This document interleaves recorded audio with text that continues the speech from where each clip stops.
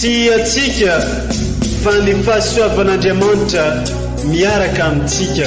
Sy isika fa ny fahasoavan'Andriamanitra miaraka amintsika noho izy roa atsika sandrivaky sy asantsika miaraka aminy.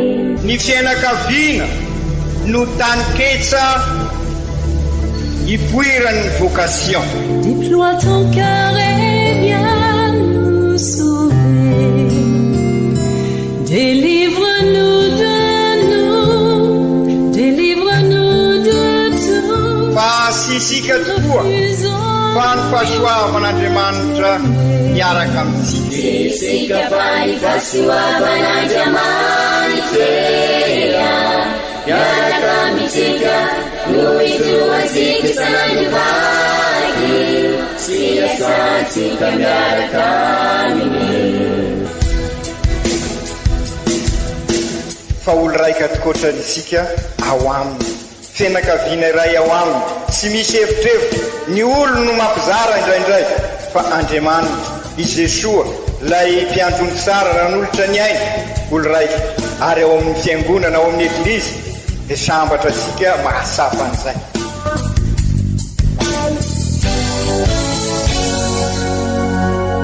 Olo araiky atsika atambatry ny fanahy masina kamiray, olo araiky ao amin'ny Kristy. Fandaram-pampianarana iaranao amin'ny son excellence Monseigneur Benjamin Marc Caramarson eto amin'ny radio Fagnier.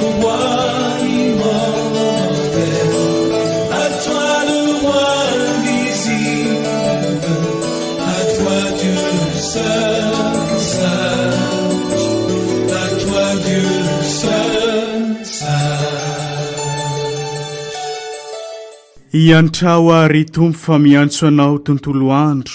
Ianao ry tompo no mazava fo sy malemy fanahy, be atsaram-po amin'izay rehetra miantso anao. Salamo fa 5:20. Amin'ny fofeny fitiavana no anolorana fiarabagna amintsika jiaby izay magnaraka tsy tapaka ity onjam-peon'ny radio Fagnier mamitsika ity, izay onjam-peo mamitambatra antsika ho iray sady onjam-peo mitady mandrakariva ny anitatra ny fanjakan'Andriamanitra eto amin'ity diosèse mamitsika ity.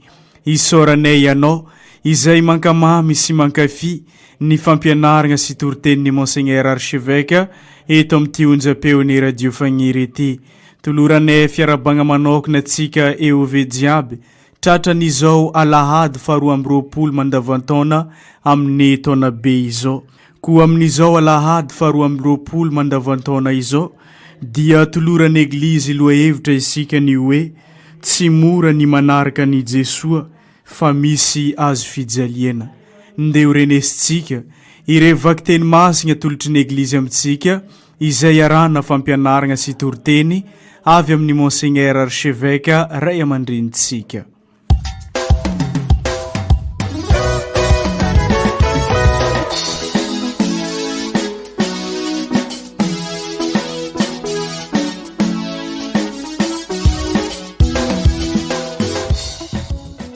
Book Deutéronome. Tamin'izany andro izany, i Moïse niteny tamin'ny vahoaka Israely nanao hoe: ankehitriny ry Israely, henoy ny didy amampitsipika atoroko, hitandremanareo azy mba ho velona ianareo, ka hiditra sy hanana ny tany nomeny Tompoandriamanitry ny razanareo anareo. Aza manampy izay andidiko anareo, na manala amin'izany akory, fa tandremo ny didin'ny Tompoandriamanitra reo, izay andidiko anareo. Koa tandremo sy tanterao izany, fa izany no saina amampahendrena ho anareo, eo masin'ny firenena izay handre izany lalàna rehetra izany, ka ho vaky hoe: vahoaka hendry sy manantsaina tokoa io firenena lehibe io, fa iza tokoa moa no firenendehibe hanana Andriamanitra akaiky azy, tahaka ny mahakaikitsika ny Tompoandriamantsika, isaky ny antsoantsika azy.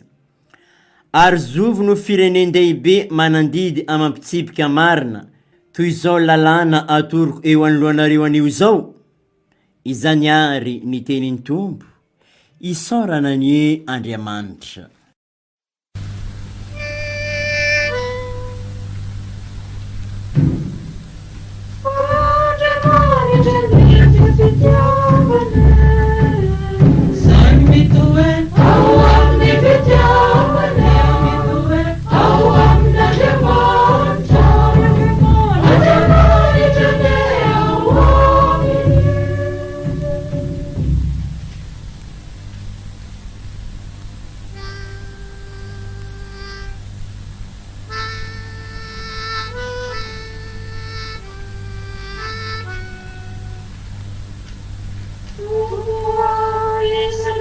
trano ao anaraianao.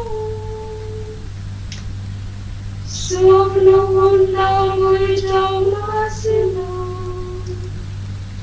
Dia izay misaotra tsy amanjiny, sy ny tanony ariny. Milaza izay tena ao am-po, sy mamela ny lelany asia. Oninahitra ny oninahitra sy ny sanga sy ny fanahy masina. Aga ny teo aloha sy ankehitriny sy mandraksay ao me.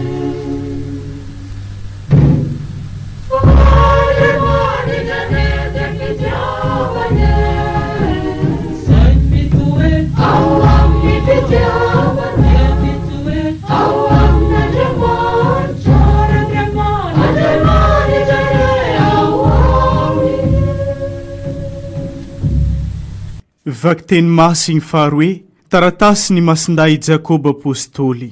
Ry kristianina hava malala, reso ampalemem-panahy ny fanomezan-tsoa rehetra sy ny fahasoavana tanteraka rehetra avy any ambony, ka midina avy amin'ny rainy fahazavana izay tsy manampiovaovana na aloka avy amin'ny fiodinana. Niteraka antsika ny tsitrapo tamin'ny tenin'ny fahamarinana izy mba ho santatry ny zavaboariny isika. Ary reso ampalemem-panahy ny teny voafafy aminareo izay mavonjy ny fanahinareo. Aza mamita tena amin'ny hevimpona nefa fa miezao mpanatanteraka ny teny fa tsy ho mpiaino fotsiny. Izao no fivavana madio sy tsy misy tsiny eo anatren'Andriamanitra ray, ny manampy ny kamboty sy ny mpitondra tena amin'ny fahoriany. Ary ny miaro tena tsy ho voalotony izao tontolo izao. Izany ary ny tenin'ny Tompo, isaorana ny e Andriamanitra.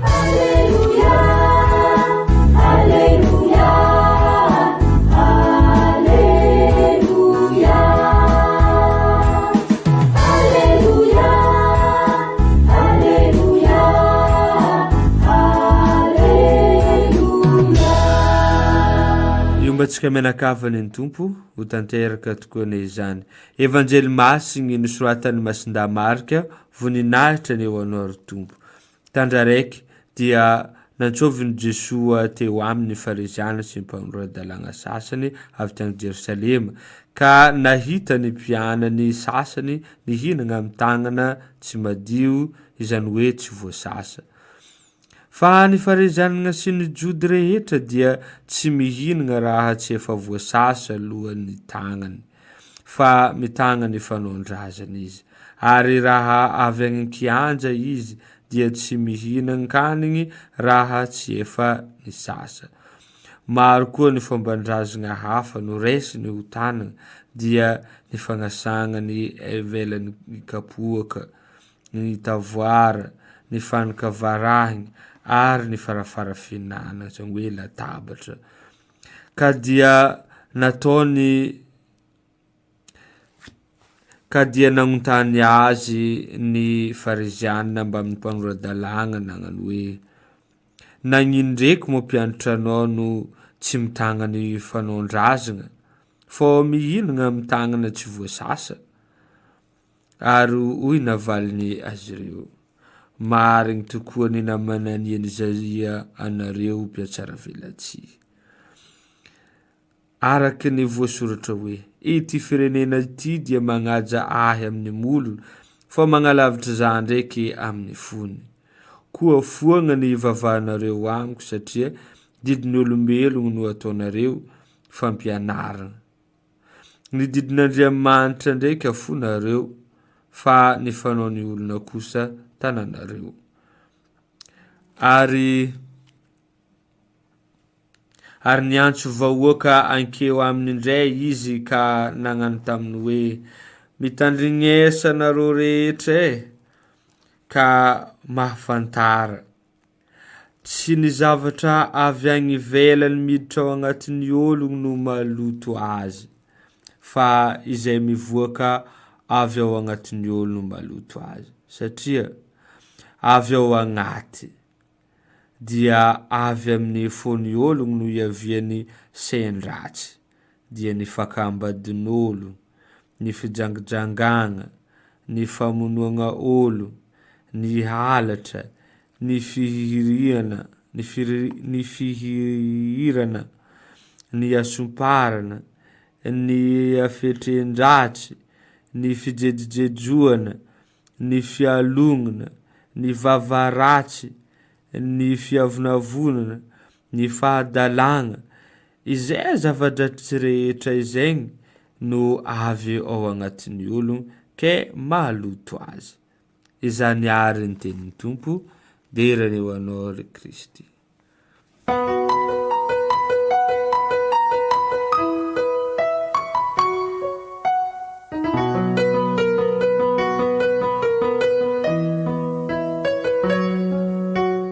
Ry kristianina ava malala raha nifaranantsika tamin'ny alahady faraika amby 20 sotra mandavataona lasa teo ny fandalinantsika ny evanjelin'ny Masindray Zoany toko 4 izay azo lazaina ho fandalinana mikasika ny Eukaristia miainga avy amin'ny famantarana nataon'i Jesua tamin'ny fampitomboana ny mofo ka nanambarany mazava fa izy tokoa ny mofo naina mahavelona sy raha loharano naina mamelona atsika ka izay misotro ny rany tsy mihinana ny nofony dia hanana ny fiainana mandrakizay. Araky ny nanarahantsika azy dia maro ny tafitohina raha naheno ny fampianaran'i Jesua. Tao ireo vahoaka izay mizery ny zava-manaitra aty ivelany fotsiny ka raha tsy nahita izany dia lasa nandeha. Tao ihany koa ireo lina ny hain'ny fampianaran'i Jesua fa tsy lasa paka ny tao anatin'ny fiainana tao ampony izy ireo ny tenin'i Jesua ka tafitohina. Tao ihany koa ireo zody mifikitra amin'ny fomban-drazana ka sahirana misy amin'ny tenin'i Jesua ary tafitohina azy. Tao ihany koa ireo nilaza ho mpianatra satria efa nandray ny fampianaran'i Jesua izy ireo no nieky fa sy mbola nisy olon-kendry mahay miteny toan'i Jesua nefa nasapa ihany koa nefa fa sy mahazaka ny fampianaran'i Jesua. I Piera sy ireo apôstôly namany irery ihany no sisa teo ny safidy sy natoky fa i Jesua no tena teny mahavelona. Izay no nivakivakiantsika nandritra an'izay herinandro maromaro zay. Inona ny lesona azontsika sotonina? Tsy maintsy misafidy isika eo anatrehan'i Jesua eo amin'ny fiainantsika ka na anaraka an'i Jesua tanteraka ka mivelona ny teny mahavelona ary zany no atao hoe fanimpona an'Andriamanitra ary fanimpona ny namana anehoana ny fitiavanamana sy ny fitiavana an'Andriamanitra. Ary mbola izay azy no antitra teriny ireo tenin'Andriamanitra amin'izao alahady 20 mandavataona izao ka iverenana mikasika an'izay hoe inona marina ny anjara toeran'ny tenin'Andriamanitra ary sy iza no tenin'Andriamanitra fa i Jesua. Mbola ho fakafakaisika rehefa avy eo. Azo lazaina zany fa ny fandalinana io toko 4 ny Masindazoany io dia tena mampiditra antsika tanteraka amin'ny fiomanana akaiky dia akaiky ny sinôda izay tiasika ho tanteraina. Inona ny antony? Manao sinôda tokoa isika mba hanampy asika ametraka izay safidy matotra izay ka hitondra asika hanao départ vaovao ao anatin'ny Pentecote vaovao ka tahaka ireo apôstôly isika zary eo ave missionnaire vita batemy iraina ho tabernakla velona ka ifikitra amin'i Jesua tenin'Andriamanitra. Ary zay no naverimberitsika matetika hoe sy tia korontana virus ty no hanana ny teny farany fa i Jesua. Ka rehefa mifikitra amin'i Jesua tokoa isika ka zary eo ave dia ho zary génération manorina fa sy mpandrava sy mpanapotika na de eo aza tia korotana virus ty araky ny lazaisika teo ny tanjon'ny synode zany dia tonga sika ho tena acteur zany hoe mpanatanteraka fa sy mpizery fosiny teny hoenitsika zany enitsika zany tamin'ny vakiteny faharoa sy mpanjifa isony isika fa tena tompony ary tompona andraikitra tomponantoka amin'ny maha EOV asika zany hoe maha eglizy olona velona asika ka ho mpikatroka manavao ireo tontolo telo mandrafitra ny tontolo sika ary nylazaisika fa ireo tontolo telo reo de tena potika sy simba ka hikatroka isika entiny zao synode izao eo anivon'ny fikambanana masina, eo anivon'ny firohotana, eo anivon'ireo vomiera maro samihafa fa indrindra ny vomiera sosialy ka hikarakara sy kolokolo ny tontolo iainana, hikarakara sy hiaro an'izay tontolo-piainana zay mba tontolo-piainana mitondra amin'ny fivelarana ny maholona sy ny olona manontolo ary ho vavolombelon'ny tontolo-pinoana ka ivelona ny maha zanak'Andriamanitra sika ka ny tanjona ty sika tratrarina ao anatin'izay na dia eo aza ny fanilikilina ataon'ny maro samihafa dia mba ho isika izao no missionnaire eto anivon'ity archidiocèsesika ity ary isika izao no Kristy mpiarabelona amin'ny olona ka ahatonga ny olona ahasapa fa i Kristy tokoa no lalana sy fiainana ary ny fahamarinana ka asamy vonina folakevitra anorina ny fianakaviam-beny Zagnahary ny frately toto ka olo raika isika ziaby ka amin'izao alahady sotra faharoa amby folo mandavataona zao ary dia miverina amin'ny evanjelin'ny Masinday Marika isika zay vakina mandritra zao taona bi zao ka araky ny lazaisika teo ampendohana dia mifanozo sara ary manohy ny fampianarana nataon'i Jesoa no alalintsika mikasika ny Eukaristia ka ny fitiantsika vetivety teo sy mainsy manaradia any Kristy sika ka izany indrindra ny lohevitra arosiny eglizy androany sy mora tokoa ny manaraka any Jesoa fa sy mainsy mitondra ny azo fizaliana zany hoe sika saina ny azo fizaliana fa noho ny tontolo telopotika de manjary vesatra ho asika ny fiainana zany hoe sy maintsy misy fizaliana zay mahatonga asika milaza hoe raha nyresaka momba an'ireo fanamasinana pretra isika dia ho isika hoe ny fiainana fanarahadiany any Kristy dia sy fiainana baka plus fa baka moins zany hoe sy mifanozo amin'ny lojikan'izao tontolo zao ny lojikan'izao tontolo zao manangona ary ny lojikan'Andriamanitra kosa fahafoizana ka inona moa zay fahafoizana zay miala amin'izay mamatipatotra asika ka miteraka ny korontana maro samihafa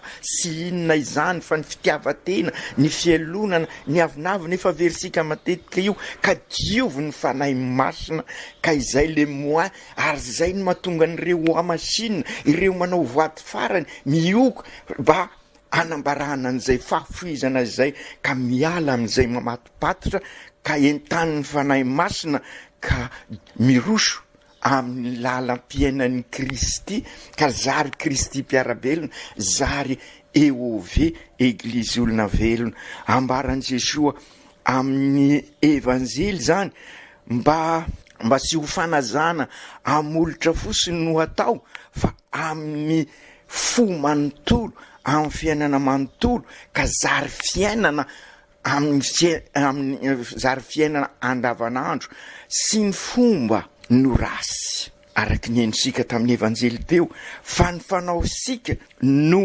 matetika mifanohitra amin'izany fomba izany satria raha ny tena fomba dia sy hinona ny fomba fa mikazy mandrakariva ny soatoavina araky ny naharen'Andriamanitra asika, araky ny nahareny isika hitovy endrika aminy. Ny fomba zany dia azo lazaina fa loharano sy fototra ivelomana an'ireny soatoavina ireny.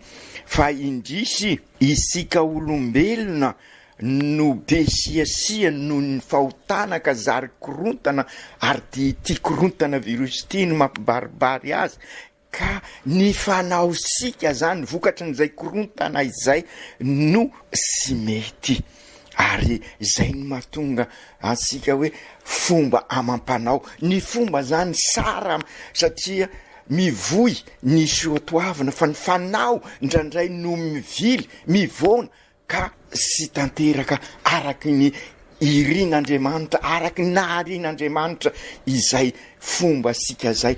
Ary de mampibaribary an'izay ny fihavanana fa indrindra ho asika malagasy zay mametraka an'io soatoavina. Ary de zay no mahatonga sika aza milaza aleo very sikalakalam-pihavanana toy zay very sikalakalam-bola, satria natao Andriamanitra ny vola. Izy zany ny fomba mamaritra asika, mamaritra asika mo azafady, ka izay indrindra no mahatonga asika mamerimberina matetika ary manantitrantitra ary miainga amin'io evanjely nampianarin'i Jesosy io, fa tsy maintsy miova manao fivoam-penitra merivaika sika amin'ny fitondran-tena sika, amin'ny fanao sika. Ka izay no mahatonga sika milaza hoe tsy maintsy miroso amin'izay fihavanana sady kristianina no malagasy. Zany hoe lay maha-malagasy asika dioviny lay maha-kristianina asika, ka mametraka asika ao anatin'izay fihavanana araky ny naharin'Andriamanitra asika zay. Ary zay lay fomba zay iainasika ny fihavanana, ka miankina amin'ny fivoam-penitra mahery vaika amin'ny fitondran-tena sika ary no anatanterana an'izay. Ary zay no irisika amin'izao synode izao mba anana an'izay départ vaovao zay, zay pentecote vaovao zay. Fa araky ny ambaran'i Jesosy tokoa, aiza moa no mitoetra, aiza ny fototry ny zany rehetra zany ao amin'ny fosika ao. Ka raha sy miova ny fosika, raha sy mianana fo vaovao sika, raha sy manana fo manahaka ny fon'ny Jesosy araky ny vavaka ataosika amin'ny fanokana tena amin'ny fo mason'i Jesosy, dia sy hiova ny fifandraisana eo anivon'ilay tontolo telo zay lazaisika potika ankehitriny, sy ny zavatra avy any ivelany noho i Jesosy miditra ao anatin'ny olona no mahaloto azy, fa izay mivoaka avy ao anatin'ny olona no mahaloto azy. De tanisain'i Jesosy ary ireo zavatra mahatonga ny fahalotona ao am-posika ao dia ny fankambadin'olona, ny fizangazagana, ny famonon'olona, ny alatra, ny afesen-dasa, ny asiparana, ny fijejojejona, ny poerapoera zany, ny adalana isan-karazany. Tsara isika no mandinika an'izany satria ireo no manapotika n'ilay fifandraisana eo anivon'ilay tontolo telo mandrafitra ny fiainantsika. Fantasika sara fa vokatry ny mahampanota sika ary ireo rehetrareo manimba ny fiainantsika. Ka raha tia sika ary ho taranaka mpanorona tokoa isika, de sy maintsy mandresy an'ireo ka miditra amin'ny fiainam-baovao. Ary araky ny voalaza sika teo zay no antenaintsika amin'izao synode zao, sy hoe ho zary anjely sika, fa zary zanak'Andriamanitra ny bebaka. Ka na dia marefo aza izany satria milolo lanitra ka mety ho lena, mandihy tany ka mety ho misolafaka, dia ampiny ny fanahin'Andriamanitra isika ka miroso manatanteraka ny sitrak'Andriamanitra. Ary dia izay no ambarany vakiteny voalohany amin'ny sika ao amin'ny bokin'ny Deutéronome. Ka rehefa manana an'izay fo vaovao zay sika, de zary ho vahoaka endry sy manan-tsaina hoy ny bokyny Deutéronome vahoaka endry sy manasaina tokoa io firenena lehibe io fa iza tokoa moa no firenena-dehibe anana n'Andriamanitra akaiky azy tahaka ny akaiky asika ny tompo Andriamanitsika isaky ny ansosika azy ary zovy ny firenena manana didy amampisipika marina toy izao lalàna ataosika eo anoloanareo anio izao ka izay tokoa raha miova ny fosika sy misy lalàna fa lalàn'Andriamanitra no manentana ny fiainansika ka ny lalàn'Andriamanitra sy misy zavatra mamarotra reo ary izay nolazain'i Jesosy hoe mankanisa ty amiko ianareo izay manana enta mavesatra ary ty izay no ampianarin'ny masinday Jakoba asika ao amin'ny vakiteny faharoa fa ny fanatanterahana ny sitrak'Andriamanitra no anambara asika fa sy pitazana ny teny fosiny sika sy pitazana ny Jesosy insonsika fa mivelona araky ny Jesosy araky ny mahazanak'Andriamanitra asika ny afatarasika dia isika zay mahafoy ary manompo eo amin'ny fiainatsika satria izay Jesosy nafoy izy nafoy ny mahazanaka Andriamanitra azy izy de tonga eto anivosika ary de nanompo asika nanasa ny tongotra ka izay no atao hoe sy mitazana ny teny fosiny sika fa mivelona eo amin'ny fiainatsika ary dia ambaran'ny masinday Jakoba amin'io taratasiny io fa izay ny fivavahana madio sy misiny eo anatren'Andriamanitra de hoy izy hoe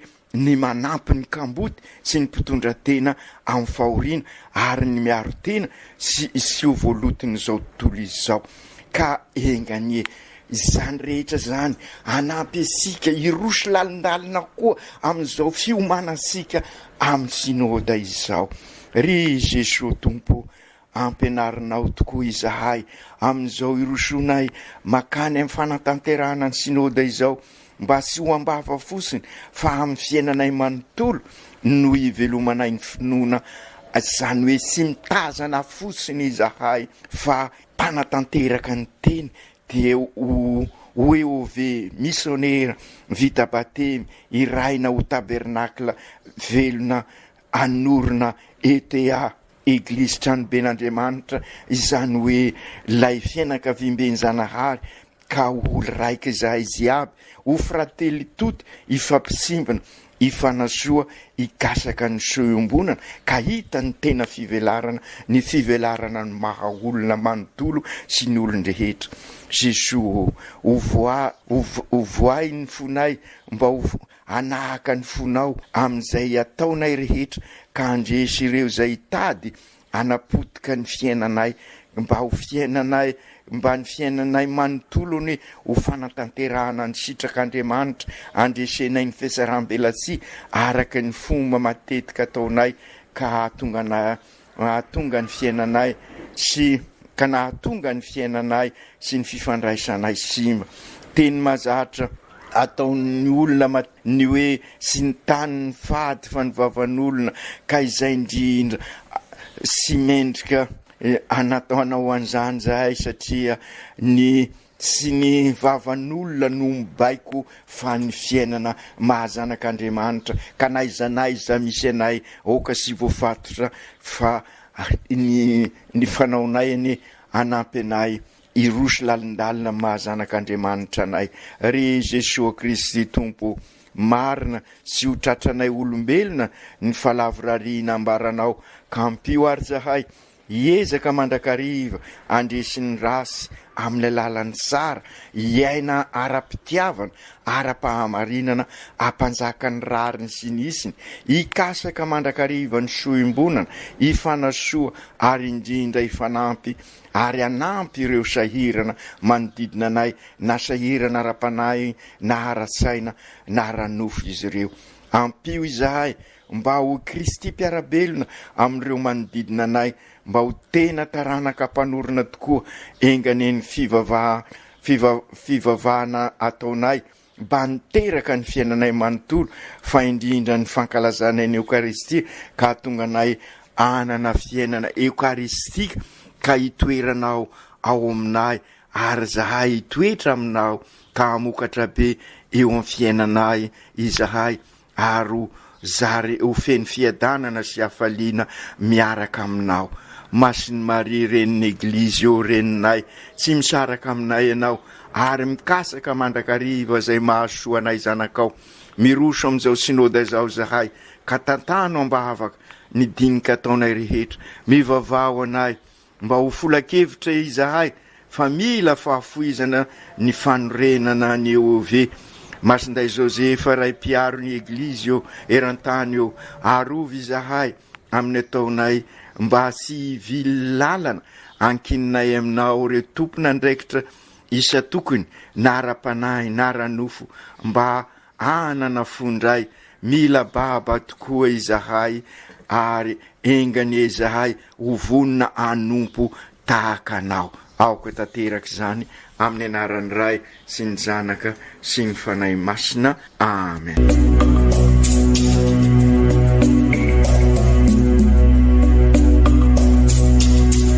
Tsy atsika fa ny fahasoavan'Andriamanitra miaraka amintsika.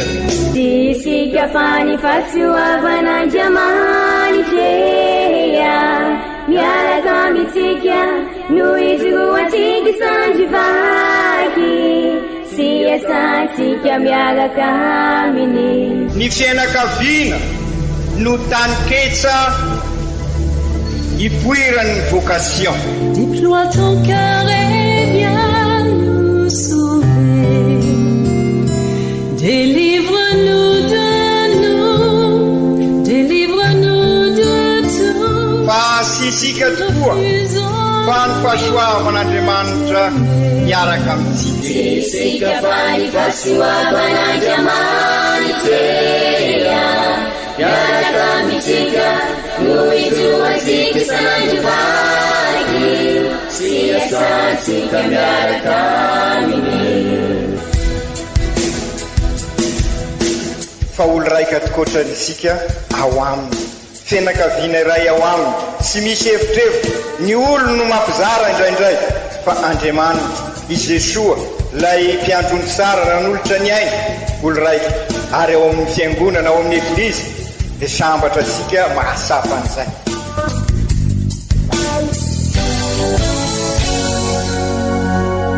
Olo araiky atsika atambatry ny fanahy masina kamiray olo araiky ao amin'ny Kristy.